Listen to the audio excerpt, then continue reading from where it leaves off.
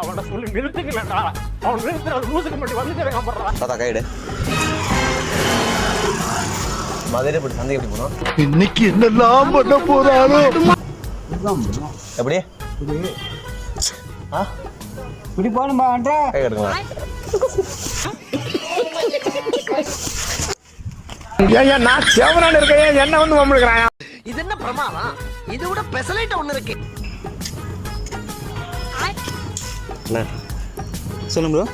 இந்த மாதிரி மதுரை சந்தைக்கு போனோம். எப்போ நான் போனோம்? அவனை மாட்டாடா என் பம்பர் கட்ட மண்டையா. போகணும்பா. எங்கண்ணா ஸ்ட்ரைட்டாக போய் லெஃப்டில் போகணும்பா.